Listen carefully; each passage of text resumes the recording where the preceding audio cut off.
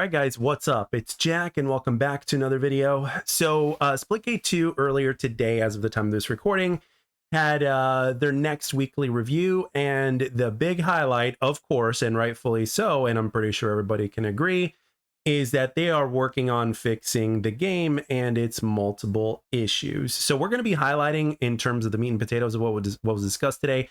And unlike the previous weekly mini video podcast that they did, this time we're just going to talk about everything that was in, and we're not going to show any of that video. We're just going to discuss everything that was pretty much discussed in highlight fashion, so to speak. So now one of the highlights is that over the next couple of weeks, because they have these deadlines. Every developer has deadlines, and basically what they call them sprints. And I remember with Halo 5, they called it sprints as well. Actually, I watched the entire behind the scenes, so it was actually called the sprint. So their sprints run in 2-week deadlines in terms of what they're working on and what, you know, the goal is to fix at the end of those 2 weeks.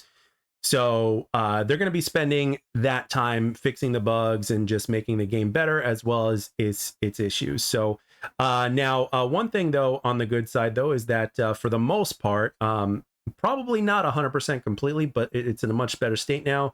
Ranked issues with EU servers have been fixed. So, for instance, if you're on the West Coast of the United States, you should not be matching with EU servers anymore, and obviously vice versa, if I'm not mistaken. So, all right, so let's go on to the next thing. So, they're working on ranked matchmaking right now. So let's say a top 100 player, for instance, right, should not be getting in matches with a bronze level player, right? Now, the reason that's happening is because the matchmaker does take into account your rank as well as your skill.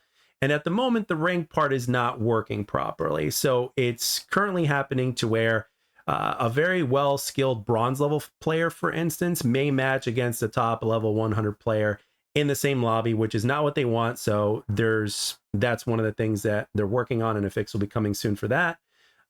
Next up, they talked a little bit about balancing, specifically with the Sabrask. So balancing feedback has been based off of the feedback over the last month or so when it comes to quick play. And Sabrask is the least picked and the least powerful, but when you actually start to see the real meta in ranked is when, you know, a lot of the good players start popping up, right? So the Sabrask SMG is too strong, so that's going to get a nerf. And the shotgun should not be able to one-shot somebody. Double tap, yes, or two tap, but not one-shot somebody. So that's getting nerfed as well. And they're actually still figuring out how to properly nerf it based off of feedback.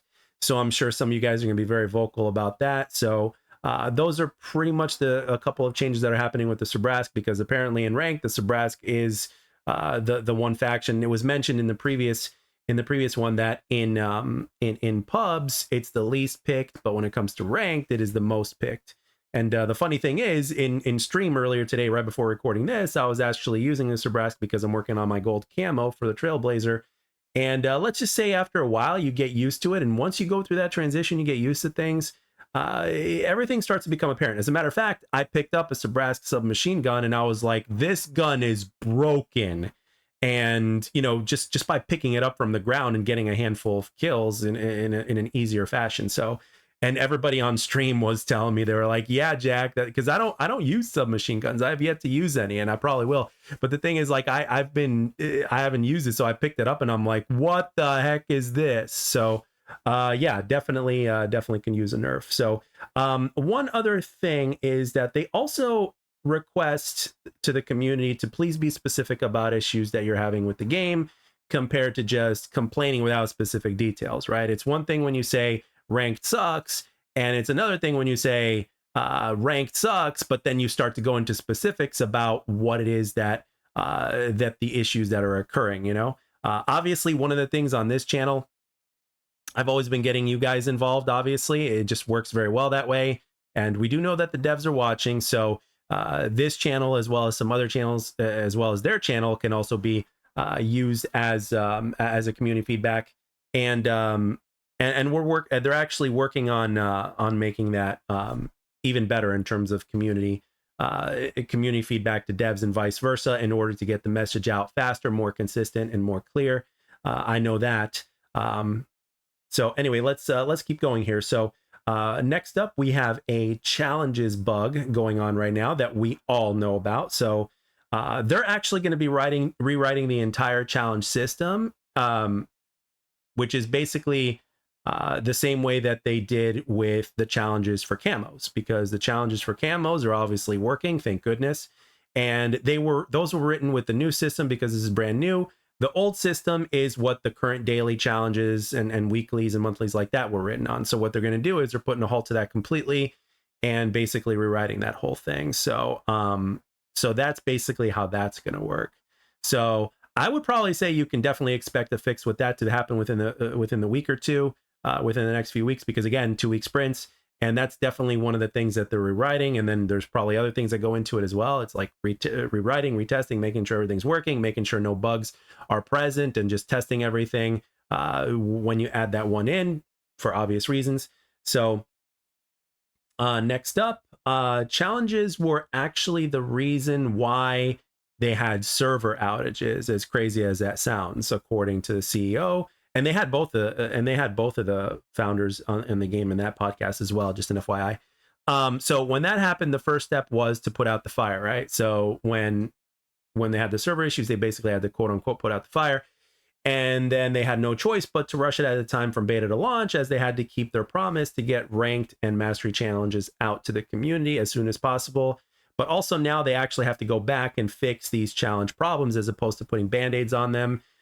They were hoping the band-aids would be the fix, but unfortunately they're not. It's just something that has to be rewritten, which is more time consuming. So they're now prioritizing the challenges in the next 2-week sprint, and content and updates have to very briefly be put on hold for like at least a couple weeks or so, or around that, to focus on that. Because if there's no foundation, if the basic simple things are not working, then you've pretty much got nothing. I think we can all agree to that. So that's pretty much what's going to happen in the next couple of weeks. So then after that, everything can run a lot more significantly and smoothly. And then obviously with all the issues, especially for those of you guys that have been very generous with in the comments section as well, in terms of, in terms of what we talked about, in terms of like the last gen, my last gen video, everybody, no matter what console or PC that they play on, no matter how strong or weak they're rigged, the results are very mixed. You've got people out there that are saying the game is playing excellent, and then you've got other people out there that whether they have an old gen console, a new gen console, or should I say a current gen console, or a beefier PC than myself, that are having very inconsistent issues. And sometimes they're very specific. Like for instance, if they go to play Onslaught or BR, things just go all over the place, So they're very specific things. And I'm glad that you guys are saying what you're saying in the comment section below in terms of specifics, because that is exactly what they need in order to get everything running as smoothly as possible. Because in my eyes, the game on old gen consoles should be running at least 1080 60. I mean, that's basically what the max is, right? So 1080 60, I'm sure, is the goal. I can't speak for the devs, but I'm pretty sure that's what they're aiming for. And then obviously, for PC, in terms of whatever your rig is capable of doing, as well as the adjustments that you have to make in terms of the settings. So it should all be, working out very smoothly. You know what I mean? That's how it should be across the board. So that is definitely something that's a priority, and it's definitely something that's even more aggravating for them than it is for us, because again, they're the developers, and not only are they developing the game, but they're also playing the game. And when they see that and they're like, yeah, we're in charge of that, it's just that much more aggravating for them, I can only imagine. So one other thing that I wanted to mention was things like double XP, double tokens, free tokens, etc. is something that they're definitely talking about in terms of doing right by the community, in terms of, because there are players out there, they're very well aware that there are players out there that are not even able to play the game, or, because of these issues or whatnot, the game is pretty much unplayable and not fun to play because there's a lot of inconsistencies and everything else that we all know so much at this point for those players that are having those kind of troubles. So again, they want everybody to be able to finish their battle pass. So as well as the most important thing, to play the game and enjoy the game and have fun with the game, et cetera, et cetera. And no matter how good a game is, and no matter what kind of game it is, if there's performance issues and things like that, crashes, stuttering, frame rate drops, you name it, right? It's a lot harder to have fun. As a matter of fact, it's impossible to have fun, and it's damn well aggravating. So they understand this, they know this, and before they close down, there is one thing that they iterated on, and they've touched up on this briefly before, but they touched up on it again, and that is that they're not going away anytime soon. You know, it's going to be a process in order to get the game to where it needs to be. But once it gets there, you know, they're really excited about where they're going to be when they get there. And as long as they're able to continue to work, and they've also assured us that the dev team has been really hard at work, and they're actually even more motivated because of all the stuff that's going on and the inconsistencies with certain players and stuff like that. So they're definitely heads down, and they're working their asses off. So you know, got to respect that, right? So, and at the same time, remember, this is a free to play game that is going to be getting better over time. And again, we were assured that they're not going anywhere anytime soon. That's the one thing, is that like they are not going anywhere. And Ian even mentioned very briefly about how in Splitgate 1 they had a similar story, and it's like history repeats itself. But again, you know, that's what he mentioned, was that they're not going anywhere anytime soon. They're excited about what this game is going to be like in the future, especially within the next couple months or so, to where the game will be at a much better state, you know, more content and all that kind of other stuff. And in my opinion, come what is it, season 2? I almost said chapter 2, but there's 3 chapters per season.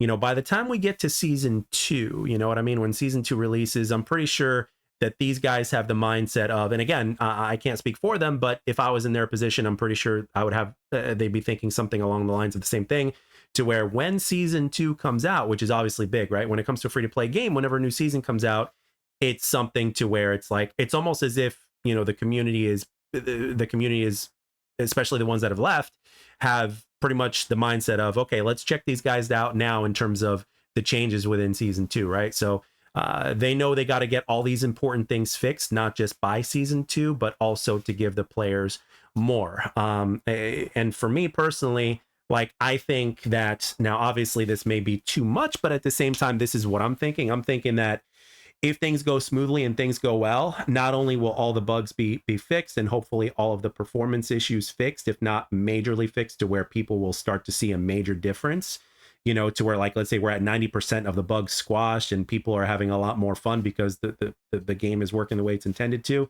in terms of, you know, the challenges with the bugs, performance issues on various, you know, platforms, et cetera, et cetera.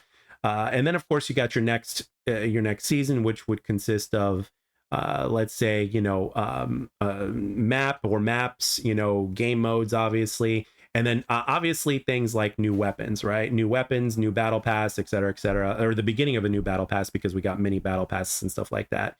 And content, you know, at the end of the day. So that's what makes the difference, really, if you think about it. So season 2, I think, is the point to where we want to be at, to where it's going to happen, you know. And basically we've got, how much time do we have? Like, just like we have a chapter every month. So, and we're on chapter 2 now. So it's like we've got, it's basically like 6 or 7 weeks or so until season 2 releases, give or take, somewhere around there. So you're talking about 3 to 4 sprints, basically. So I would think that would be good. Plus the progression system. The progression system there, we're very well aware that is one of the most requested things. And let's hope that the progression system is being written with the same system that the camo system is, because we certainly don't want the progression system to be written with the old system. And I'm pretty sure that they're not going to make that mistake, especially since the progression system is something new. So with that being said, again, weapons, maps, progression system, bugs fixed, challenges working properly, new camos, you know, all within, you know, a 6 or 7 week period is a lot. But with that being said, it's not impossible. And I think that they're able to do it, because again, 3 to 4 sprints, right? Sprint 1, which would be 2 weeks, fix those challenges. Sprint 2, continue fixing you know, any other bugs as well as optimization and stuff like that. Sprint 3, progression system. Sprint 4, you know, release, you know, the, you know, new camos and new weapons, maps, or whatever, you know, for the season 2. So, you know, I think that would be like excellent. And I'm not a dev, so I'm thinking that that's a lot, but at the same time, the game will have a hell of a start if they actually manage to pull that off. So Hopefully we'll get the most of that, but obviously the most important thing is optimization across the board, obviously.